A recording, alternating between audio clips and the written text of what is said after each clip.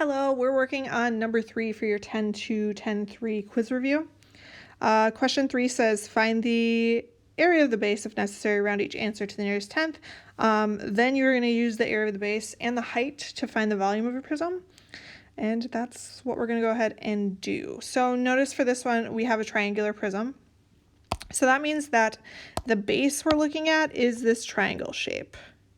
So there's one on top, there's also one on the bottom. Remember, your area of your base is big B, which is what we're trying to find first. And the formula for the area of a triangle is base times height divided by 2. Remember, your base and height need to be perpendicular to each other. So I notice here I have this number 12, and I have this red line that's perpendicular to 12. So 12 is going to be little b. My height is going to be 9.2, which is that red line, and then we'll divide it by 2.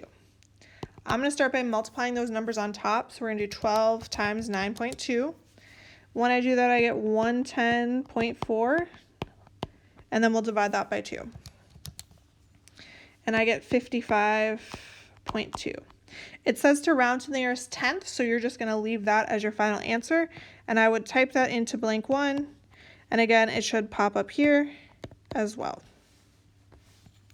Now the next step is to find the height of your prism.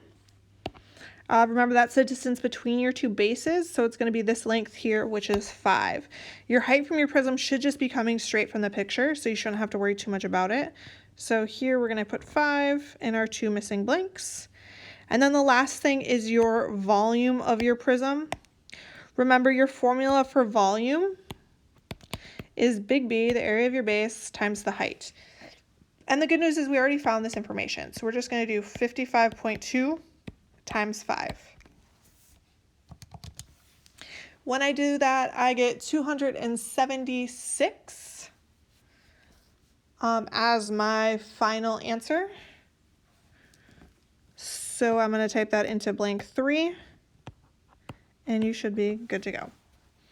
All right, so the final volume of your shape is 276 meters cubed.